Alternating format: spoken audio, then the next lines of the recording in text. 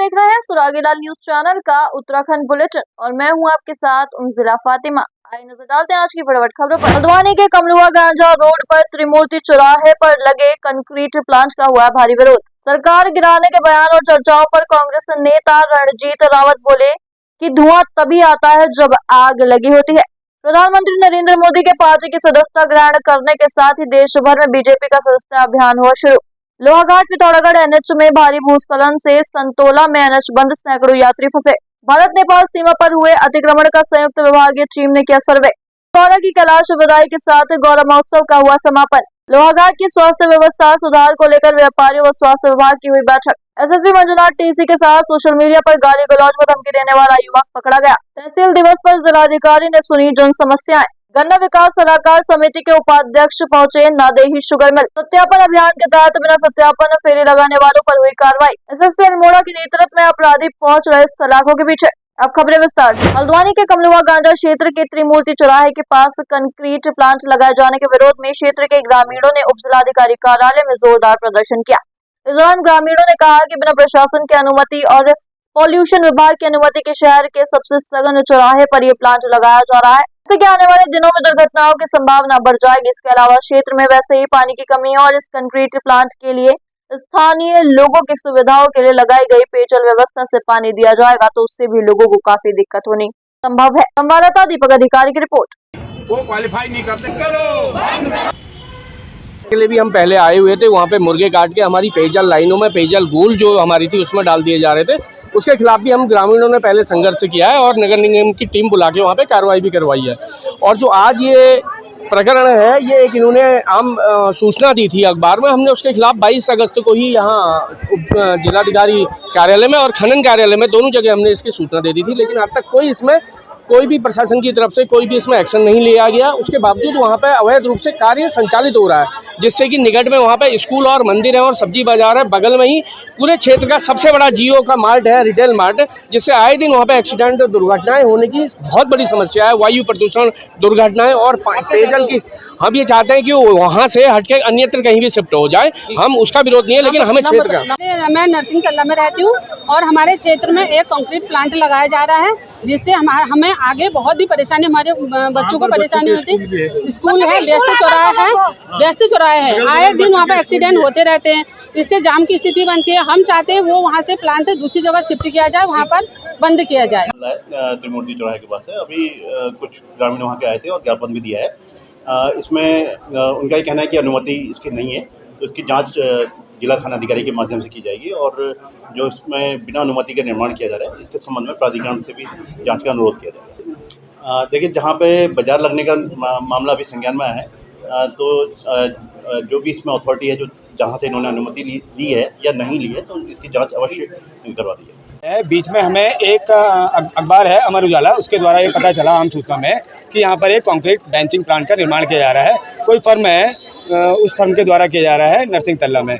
उसके बाद हम लोग को जानकारी मिली तो हमने देखा वो कुछ कार्य उस समय शुरुआती दौर पर था, लेकिन हमने जब आम सूचना के द्वारा जब हमें पता चला कि इस तरीके का कार्य किया जा रहा है, जिससे हम वहाँ पर गए तो उससे होने वाले प्रभाव, जैसे वहाँ पर रिहायशी एरिया है, नगर निगम का क्षेत्र है, बगल में इतना बड़ा रिलायंस मॉल है, मंदिर बगल में मंदिर है, स्कूल है, रिहायशी क्षेत्र है, सभी लोग इससे परेशान हैं। तो आज अपना आक्रोश जताने के लिए सभी लोग, हम लोगों ने उससे पूर्व भी माननीय जिलाधिकारी को भी एक अपनी आपत्ति प्रस्तुत की है, खान अधिकारी को भी दी है। वहाँ से हमें सूचना प्राप्ति हुई है कि वहाँ कोई भी किसी प्रकार का आवेदन नहीं किया गया है बेंचिंग प्लांट के संदर्भ में, और आज उसी के विरोध में हम लोग इसको अन्यत्र शिफ्ट कराने के विरोध में, ये स्थापित किए जाने के विरोध में बेंचिंग प्लांट के यहाँ विरोध दर्ज कराने आए हैं। मेरा नाम ध्रुव पांडे। रामनगर से कांग्रेस के पूर्व विधायक रणजीत सिंह रावत ने कहा कि धुआं तभी उठता है जब कहीं आग लगी होती है, चाहे वह कम हो या ज्यादा। कुछ न कुछ कमी सरकार में है, तभी तो गिराने की बात की जा रही है।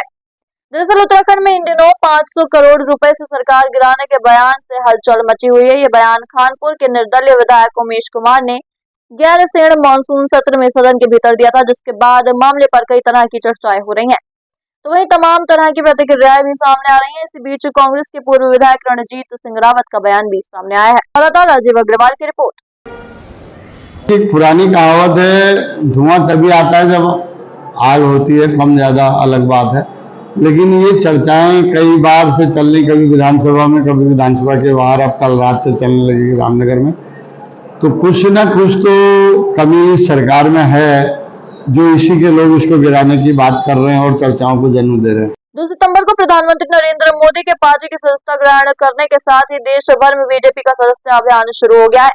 उत्तराखंड के भाजपा प्रदेश अध्यक्ष महेंद्र भट्ट ने पार्टी मुख्यालय में मुख्यमंत्री पुष्कर सिंह धामी को प्रदेश में सबसे पहले सदस्यता दिलाकर अभियान की शुरुआत की। वहीं मुख्यमंत्री के बाद सरकार के मंत्रियों, संगठन के पदाधिकारियों और कार्यकर्ताओं ने भी पार्टी की सदस्यता ग्रहण करी। इसके साथ ही प्रदेश भर में आज से बीजेपी का सदस्यता अभियान शुरू हो गया है। बता दें कि पूरे प्रदेश में भारतीय जनता पार्टी ने 30 लाख सदस्यता कराने का लक्ष्य तय किया है। संवाददाता सुनील राज की रिपोर्ट। मैं अपने प्रदेश अध्यक्ष जी का धन्यवाद करता हूं और राष्ट्रीय अध्यक्ष जी का भी धन्यवाद करता हूं कि कल देश के अंदर सदस्यता अभियान का प्रारंभ हुआ है। माननीय प्रधानमंत्री नरेंद्र मोदी जी पहले सदस्य बने हैं और उत्तराखंड में मुझे आज प्रदेश अध्यक्ष जी ने पहले सदस्य के रूप में सदस्यता प्रदान की है। और ये सदस्यता का अभियान हमारा आज से प्रदेश के अंदर प्रारंभ हो गया है। कल से जिलों में भी प्रारंभ होगा, पूरे प्रदेश के अंदर चलेगा और इसके साथ साथ हमारा संगठन पर्व भी चलेगा।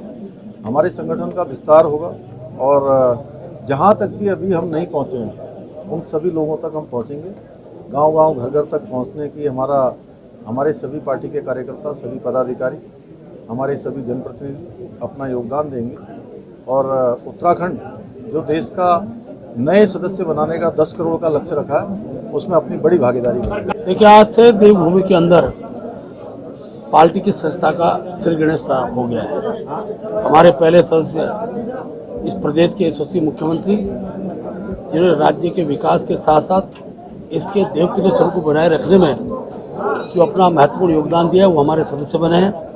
और मैं कह सकता हूँ कि उत्तराखंड का एक एक नागरिक जो मतदाता है, हमारा प्रयास रहेगा उस व्यक्ति तक हम पहुँचें और उसे पार्टी का सदस्य बनाएं। जिन क्षेत्रों में कमज़ोर हैं वहाँ सदस्यता के अभियान की गति को बढ़ाया जाएगा। हमारे सारे सांसद, विधायक, दायित्वधारी, मंत्रीगणों के कार्यक्रम हमने कल से लगा दिए। मैं भी उत्तराखंड के जो हमारे 19 के 19 जिले हैं, सभी 19 जिलों में जाकर और बूथ पर मैं भी जाकर सदस्य बनाऊंगा। इस प्रकार की श्रृंखला रहेगी। बूथ का हर परिवार तक हमारा जाना हो, उसके लिए लिटरेचर भी हमारा छप चुका है, वो हम यथा समय कार्यकर्ता के माध्यम से तक पहुँचाएंगे। और देश के प्रधानमंत्री जी की सदस्यता के बाद और मुख्यमंत्री सदस्यता के बाद अब हमारी सदस्य गति को हम और मंगलवार सुबह 9 बजे के लगभग लोहाघाट पिथौरागढ़ एनएच में संतोला के पास अचानक भारी भूस्खलन हो गया, जिससे बड़ी मात्रा में मलबा एनएच में आ गया, जिसके चलते एनएच बंद हो गया है।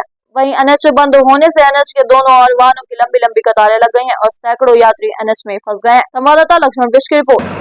एनएच के लापरवाही के कारण, ये भूस्खलन के कारण रोड जाम हो चुकी है। लंबे समय हो गया, लगभग 2-3 घंटे हो गए। न इनके पास सुविधा है और न मलबा फेंकने के लिए। और क्या कहते हैं, नीचे गाँव में बसे जो नीचे मकान है, मलबा इसके कारण नीचे क्या कहते हैं उनको भी खतरे की जड़ बन रही है। और क्या कहते हैं, लगभग बहुत इनकी लापरवाही के कारण यात्री बड़े परेशान हैं और क्या कहते हैं, नहीं कोई सुविधा हो पा रही है।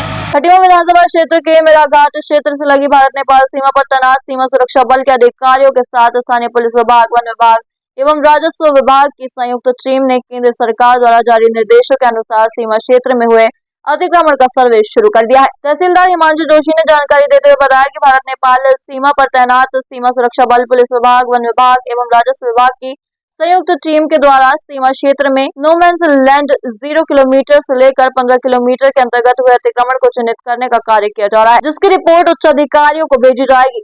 तदुपरांत प्राप्त होने वाले निर्देशों के अनुसार अतिक्रमण को हटाने की कार्रवाई शुरू की जाएगी। संवाददाता ईश्वर सिंह की रिपोर्ट। काफ़ी ज़मीन है और जिसमें सरकार ने जो मांगा है अभी हमसे कि जो नेपाल बॉर्डर अंतर्राष्ट्रीय सीमा के पास से और 0 मैंस लैंड के हिसाब से 15 किलोमीटर तक जितना भी वन भूमि पर जिन जिन गाँवों में अतिक्रमण है उसको चिन्हित करके उसकी रिपोर्ट मांगी गई है। रिपोर्ट सौंपने के बाद जिस तरीके से सरकार के निर्णय आएगा उस तरीके की कार्रवाई की जाएगी। और उसमें भी जो ये है कि अगर कोई भी नया अतिक्रमण अगर पाया जाएगा तो उसको तुरंत चिन्हीकरण कर ध्वस्तीकरण किया जाएगा। एसएसबी, वन विभाग, पुलिस विभाग, राजस्व विभाग द्वारा संयुक्त निरीक्षण अक्सर किया जाता रहा है। अतिक्रमणकारियों को जो 0 से 15 किलोमीटर पे हमारी लाइन ऑफ एक्शन के 15 किलोमीटर तक जो चिन्हित हैं हमारे अतिक्रमणकारी, अक्सर उन पर कार्रवाई के लिए हमारी बैठकें होती रहती हैं। तो उसी में रेगुलर एक सर्वे था यहाँ पर, तो उसमें कुछ निर्णय लिए गए हैं कि आगे हमारा क्या प्लान ऑफ एक्शन होगा। निर्णय जो होगा हमारा उच्च अधिकारियों को पहुँचा रहे हैं, जो भी हमारे बैठक में निर्णय लिए गए हैं उसके अनुसार कार्रवाई की जाएगी। 0 से लेकर के 15 किलोमीटर तक बताइएगा जरा। हाँ, 0 से लेके 15 किलोमीटर तक जो हमारे पिलरों से दूरी पे अतिक्रमणकारी स्थित हैं उनको चिन्हित किया जाएगा प्रथम चरण में, उसके बाद फिर इनको हटाने की कार्रवाई की जाएगी। चंपावत जिले के लोहाघाट ब्लॉक के नेपाल सीमा से लगे जिंडी, सुनकुरी, सुल्ला, पाशम, निडील, बिबिल आदि गांवों में 8 दिवसीय गौरा महोत्सव का समापन हुआ है। इस अवसर पर क्षेत्र के हजारों लोगों ने मां गौरा को नम आंखों से उनके ससुराल कैलाश की ओर विदा किया है। क्षेत्र के प्रसिद्ध पंडित ने बताया, मान्यता के अनुसार मां गौरा के अपने मायके आने की खुशी में सीमांत क्षेत्र में बड़े धूमधाम व हर्षोल्लास के साथ गौरा महोत्सव मनाया जाता है, जिसमें शामिल होने के लिए बड़ी संख्या में प्रवासी लोग भी अपने गाँव पहुँचते हैं। संवाददाता लक्ष्मण बिष्ट की रिपोर्ट। गुमदेश क्षेत्र के जिंडी, सुनकोरी, जुजरी, निडिल, बिबिल आदि गांवों में 8 दिवसीय मां गौरा देवी महोत्सव का विधिवत रूप से समापन हुआ। आज सभी क्षेत्रवासियों ने मां गौरा को नम आंखों से कैलाश के लिए विदा किया और क्षेत्र के लिए सुख शांति, सुख समृद्धि की कामना करी। मेले में महाभारतकालीन गाथा का गायन किया जाता है और मेले का मुख्य उद्देश्य नशा मुक्ति, स्वच्छता रहता है और सभी क्षेत्रवासियों ने मेले में बढ़ चढ़कर प्रतिभाग किया और मेले में सभी जनप्रतिनिधियों का जो अभूतपूर्व सहयोग रहा उसके लिए मैं सभी जनप्रतिनिधियों का, क्षेत्रवासियों का बहुत बहुत धन्यवाद देता हूं और आभार व्यक्त करता हूं। चाहे तो एक साथ होनी चाहिए, सब लोग एक साथ बैठना ही नहीं चाहते। पापा, ट्राई दिस। लो, सब लपक लिए।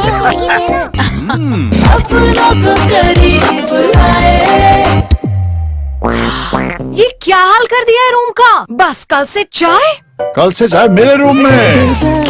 देवर पर नमकीन। लोहाघाट उपजिला चिकित्सालय में दिनों दिन बदहाल होती जा रही स्वास्थ्य व्यवस्थाओं, विशेषज्ञ चिकित्सकों की कमी तथा मरीजों व चिकित्सकों के बीच होती तनातनी तथा अस्पताल की व्यवस्था में सुधार लाने जैसे महत्वपूर्ण मुद्दों को लेकर सोमवार को लोहाघाट नगर व्यापार मंडल अध्यक्ष मनीष जुकरिया के नेतृत्व में व्यापारियों की उपजिला चिकित्सालय के चिकित्सा अधिकारियों के साथ महत्वपूर्ण बैठक हुई। इस बैठक में अस्पताल की व्यवस्था में सुधार लाने, विशेषज्ञ चिकित्सकों की कमी को दूर करने, मरीजों को बेहतर स्वास्थ्य सुविधा देने तथा महिला चिकित्सा स्टाफ को सुरक्षा देने जैसे महत्वपूर्ण बिंदुओं पर गहनता से चर्चा की गई। संवाददाता लक्ष्मण बिष्ट की रिपोर्ट। हमारी अस्पताल प्रबंधन के साथ में एक मीटिंग हुई। ये जस्ट एक जनरल डिस्कशन था, ये कोई एक ऐसा नहीं था कि हमारे अंदर कोई आक्रोश है, पर हम ये जानना चाह रहे थे कि अस्पताल की बेहतरी के लिए हम क्या कर सकते हैं, प्लस डॉक्टर्स की क्या रिस्पॉन्सिबिलिटी है लोहाघाट के नागरिकों की तरफ, लोहाघाट के आसपास के क्षेत्र से जो लोग आते हैं इनकी तरफ क्या रिस्पॉन्सिबिलिटी है। पिछले दिन एक वाकया आया था जिस दिन हमारे एक पेशेंट था, एक कोई बच्चा जिसको कि रेगुलर निर्धारित टाइम पे ट्रीटमेंट नहीं दिया गया, उसकी वजह से वो काफ़ी परेशान रहा। तो एटलीस्ट ये क्यों हुआ, एक्चुअली इसका उपज उसी पॉइंट से हुई थी जब उस बच्चे को प्रॉपर ट्रीटमेंट नहीं मिला। तो आज हम CMS लोहाघाट के साथ बैठे, हमने एक हेल्दी डिस्कशन किया, हमने उनसे जानना चाहा कि हम उनका क्या सहयोग कर सकते हैं, प्लस जो हमें कमियां नजर आई हॉस्पिटल में लेके, डॉक्टर्स में लेके, हमने उनको वो कहा।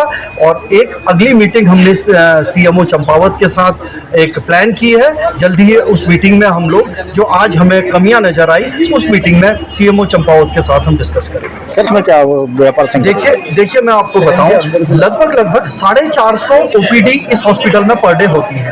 450 OPD होने के बावजूद ये कितनी बड़ी विडंबना है कि एक फिजिशियन नहीं है। फिजिशियन जो कि एक हॉस्पिटल की बैकबोन होती है वो नहीं है। ऑर्थोपेडिक सर्जन केवल 2 दिन के लिए आते हैं, गायनोकोलॉजिस्ट कोई नहीं है।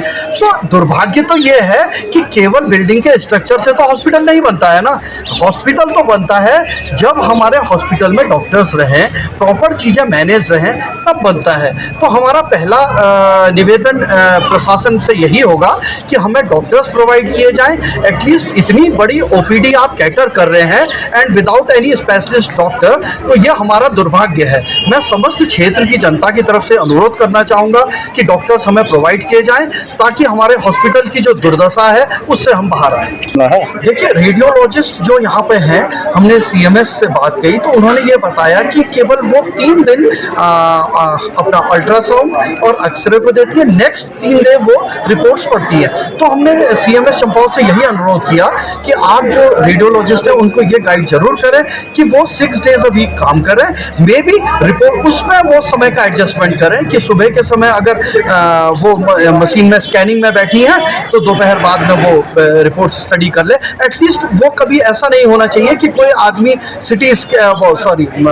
किसी भी स्कैन के लिए आ रहा है और वो without any treatment he is going back. परसों की घटना तो कोई अंदर डिस्कस ही हो रहा था इस बारे में, दोनों पक्ष अपने अपने राय रख रहे थे कि क्या हुआ एक्चुअली घटना, और तो जो आए हैं वो उस मैटर को सुन ही रहे थे, तो अब वही बताएंगे कि क्या मेनली तो ये मिसअंडरस्टैंडिंग ही हुआ है।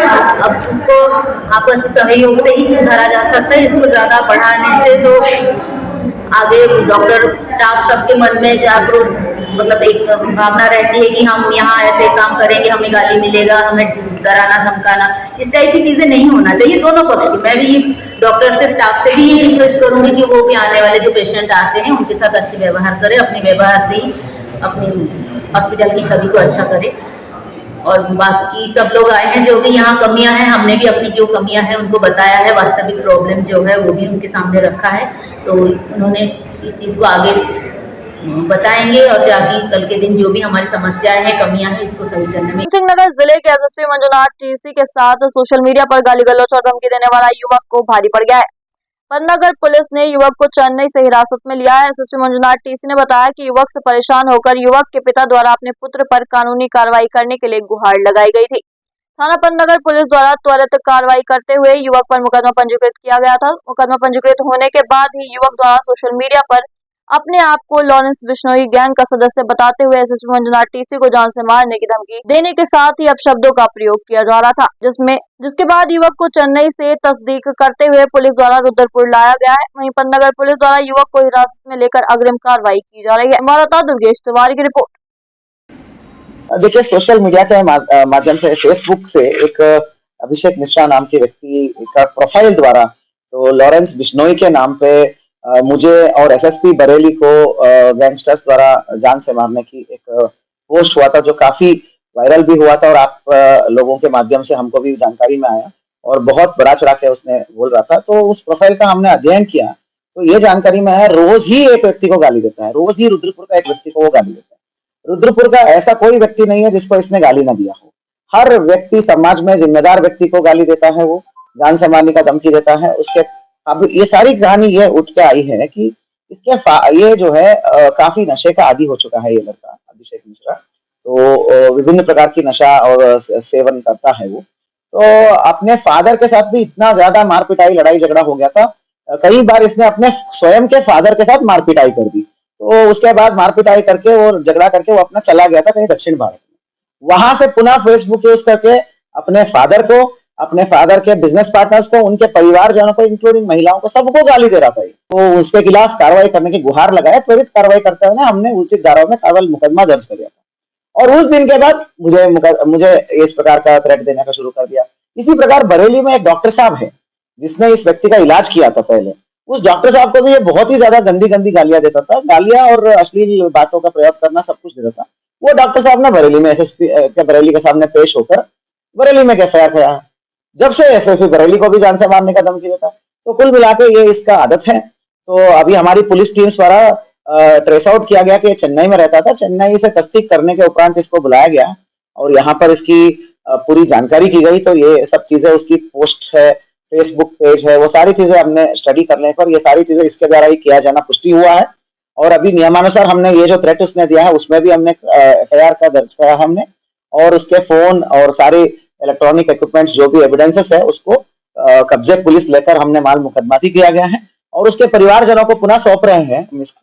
कि आशा है कि ये कोई अच्छे संस्था में जाके भर्ती हो गया और भर्ती होकर अपना इलाज कराएं और एक अच्छी बेहतर इलाज करके वो जल्दी से मतलब आई वुड से कि जल्दी से सुधार जाएगा और पूर्ण रूप से गुणमुख हो जाएगा। तो he will be fit and fine and hale and hearty. तो मतलब he I hope he gets well soon, कि उसको अच्छे से इलाज होकर समाज में वापस शामिल हो जाएगा। तो इस प्रकार हम परिवार को भी काउंसलिंग दे रहे हैं। बड़ा ही दुख का विषय है। आज तहसील दिवस के अवसर पर उधम सिंह नगर के जिलाधिकारी उदयराज सिंह खटीमा पहुंचे, जहां उन्होंने 2.5 घंटे रहकर लगभग 68 लोगों की शिकायत सुनी, जिसमें उदयराज सिंह जिलाधिकारी उधम सिंह नगर ने बताया कि उनके पास लगभग 68 शिकायतें आ चुकी हैं, जिसमें से 7-8 लोगों का निस्तारण तुरंत कर दिया गया है। इसके अलावा अत्यधिक जल भराव के कारण जगह जगह सड़क टूट गई है। वहीं जल संस्थान के द्वारा विश्व बैंक की योजना के तहत जो पाइपलाइन डैमेज हो गई है, बिजली के पोल टूट चुके हैं और जल समस्या को लेकर शिकायत आई थी, जिनको लेकर संबंधित अधिकारियों से तुरंत निस्तारण के निर्देश दे दिए गए हैं। संवाददाता ईश्वर सिंह की रिपोर्ट।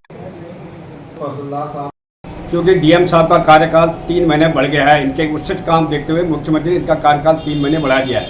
मुझे अब आशा है कि जो मैंने आज 4 काम किए उसमें कुछ प्रोग्रेस होगी। पहला काम था मेरा विश्व बैंक की तरफ से जो हर घर पेयजल का कनेक्शन दिया जा रहा था, उसकी एप्लीकेशन थी, उसमें हमने 6 एप्लीकेशन दी थी, लेकिन कोई कार्रवाई नहीं हुई थी। मैंने अभी डीएम साहब को यह भी बोल दिया कि साहब ये कहीं ठंडे बस्ते में फिर न चले जाए। और दूसरा था राजीव नगर की 170 मीटर रोड जो 2020 से लोग परेशान है, उसके बारे में एक एप्लीकेशन की थी। और एक एप्लीकेशन और थी लोहिया पुल मंदिर से नीचे की तरफ जो दीवार गिर गई है, जिससे खेत टूटते जा रहे हैं और रोड को भी नुकसान। मेरा मामला यह था कि मेरी एक ज़मीन थी जिसमें मैं घर बनाना चाहता हूँ, उसे 143 के लिए मैंने पटवारी को दिया था। पटवारी जी को फाइल देने के बाद बार बार पटवारी जी द्वारा मुझसे पैसे की मांग की जा रही थी। मैंने पैसे नहीं दिए तो वो मेरी फाइल अभी तक लटका दिया। और जब मैंने उस फाइल को एसडीएम साहब के पास दी और एप्लीकेशन लगाई तो किसी पुलिस वाले से फ़ोन आ रहा है कि आप अपनी शिकायत वापस कर लो, नहीं तो मैं तुम्हें मुकदमे में अंदर कर दूँगा। तो पटवारी था हंसूलाल नाम है, हंसूलाल पटवारी। इसका क्षेत्र सुजिया, मेरी ज़मीन सुजिया में है, वहाँ मैं मकान बनाना चाहता हूँ। मेरे 2 छोटे छोटे बच्चे हैं, परिवार को लेकर वहीं रहूँगा। जी सर, मैंने एप्लीकेशन में भी दे रखा है, ये मेरी एप्लीकेशन है, ये मेरी एप्लीकेशन है। इसमें मैंने पहले ही कहा था कि अगर मैं एप्लीकेशन दूंगा तो ये मुझे कहीं झूठे मुकदमे में फंसा सकता है। औरों के 143 कराने के लिए ऐसा हो जाता है कि फाइल कब आई कब गई पता ही नहीं चलता है और सीधे खतौनी में दर्ज हो जाता है। और आज मुझे इस एप्लीकेशन को लगाए हुए 15 दिन हो गए और उससे 1 महीने पहले मैंने फाइल दी थी। वो पटवारी आज कह रहा है कि वो फाइल मैंने खो दी। जसपुर में गन्ना विकास सलाहकार समिति के उपाध्यक्ष श्यामवीर सैनी नादेही शुगर मिल पहुंचे, जिस पर भाजपा कार्यकर्ताओं ने उनका जोरदार स्वागत किया। इस दौरान भाजपा प्रदेश कार्यकारिणी सदस्य मनोज पाल, मंडल अध्यक्ष गौतम गिरी भी मौजूद रहे। वहीं सलाहकार समिति के उपाध्यक्ष ने नादेही शुगर मिल का निरीक्षण किया, जिसके बाद गेस्ट हाउस में मिल प्रबंधन कर्मचारी और किसानों के साथ बातचीत की। संवाददाता दीपक चौहान की रिपोर्ट। देश के यशस्वी मंत्री आदरणीय नरेंद्र मोदी जी के नेतृत्व में जितने भी हमारे प्रदेश सरकारें हैं और स्पेशली उत्तराखंड गवर्नमेंट, ये किसानों की भलाई के लिए पूरी तरह से समर्पित है। किसान अन्नदाता है और किसान और जवान दोनों की, चाहे वो 1 रैंक 1 पेंशन हो या किसान समृद्धि जो किसान निधि है, वो सबको बराबर मिल रही है। और विशेषकर आज का दौरा, ये सीजन हमारा शुगर मिल का अभी चलने की तैयारी में है। पिछले साल गन्ने की कमी रही है और नो केन की समस्या कई फैक्ट्रियों में रही है हमारी शुगर मिल्स में। तो इस साल हमारा मौसम ने अच्छा साथ दिया है। ऊपर उस मौसम के साथ की वजह से गन्ना पहले से मेरे ख्याल से दुगने से ज़्यादा होने की उम्मीद है। और इसलिए सभी फैक्ट्रियों को एक बार उनका निरीक्षण, जो ठीक समय पर उनकी मेंटेनेंस हो जाए, रिपेयर हो जाए, जिससे बीच में कोई बाधा ना आए। और जो हमारे गन्ना किसान जो अभी आपने देखा ही है, इनकी समस्याएं क्या हैं, श्रमिकों की क्या हैं, ये सारी जानकारी लेने के बाद और मिल का निरीक्षण करने के बाद भी कमिश्नर साहब के साथ मीटिंग करेंगे और फिर ये पूरी रिपोर्ट जो यहाँ की है वो हमारे गन्ना मंत्री के माध्यम से मुख्यमंत्री को दी जाएगी। आज कम था और हमारे किसान जो को कोई समस्या ना आए और हमारे जो श्रमिक है जो काम करते हैं, इन्हें कोई दिक्कत ना हो, सब इनकी जानकारी लेकर और मिल को देख कर मिल के अधिकारी प्रबंधन से बातचीत करके और मिल और ठीक चलें, अच्छी तरह चलें और पूरा सीजन में कोई दिक्कत ना आए। ये सब आज प्रोग्राम इसके लिए रखा गया। अल्मोड़ा पुलिस के थाना भतरोज खान में बिना सत्यापन फेरी लगा रहे 3 व्यक्तियों पर चालानी कार्रवाई की गई है।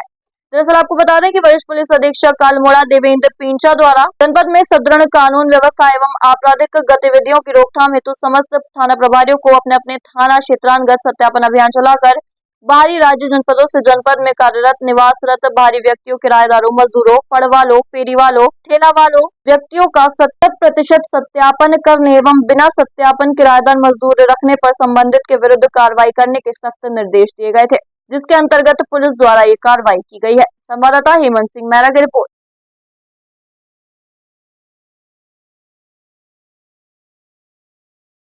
चाहे तो एक साथ होनी चाहिए, सब लोग एक साथ बैठना ही नहीं चाहते। पापा, try this.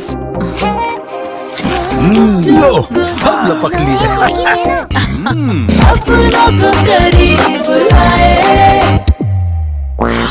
ये क्या हाल कर दिया है रूम का? बस कल से चाय? कल से चाय मेरे रूम में। देवर पान नमकीन। पुलिस टीम ने चौखुटिया थाना क्षेत्र में घटित ब्लाइंड मर्डर मिस्ट्री का खुलासा कर दिया है। आपको बता दें कि हत्या करने वाला अभियुक्त गिरफ्तार हो चुका है। साथ ही हत्या में प्रयोग किया गया आला कत्ल पत्थर भी बरामद कर लिया गया है। संवाददाता हेमंत सिंह मेहरा की रिपोर्ट। देखिए, ये जो 24 तारीख को चौखुटिया थाना क्षेत्र में जो एक हत्या हुई थी, आज पुलिस ने सब खुलासा किया है। इसमें अभियुक्त को पुलिस ने वित्त आला कत्ल के साथ में इसको गिरफ्तार भी कर लिया है। हमारी टीमों ने इसमें काफ़ी मेहनत की है। जो पूछताछ में बातें सामने आई है वो आई है कि सडन प्रोवोकेशन में ही आपस में इनकी तूतू मैम हुई, जिसमें पत्थर से ही अभियुक्त के द्वारा जो है मृतक की हत्या की गई थी। तो अभियुक्त के कब्जे से अभियुक्त की निशानदेही पे पत्थर भी जिससे उसकी हत्या की गई थी, और जो मोबाइल इसमें मृतक का जो छिपाया था वो सब चीज़ें हमने बरामद कर ली है, क्योंकि टीम ने काफ़ी अच्छी मेहनत का खुलासा किया है। ब्लाइंड केस था पूरी तरह से, हमारे लिए कोई क्लू हमारे पास नहीं था। तो डीआईजी कुमाऊं महोदय द्वारा 10,000 रुपये की रिवार्ड की भी घोषणा। आज के लिए बस इतना ही। ऐसी सभी खबरों के लिए जुड़े रहिए सुरागी लाल न्यूज चैनल के साथ। धन्यवाद।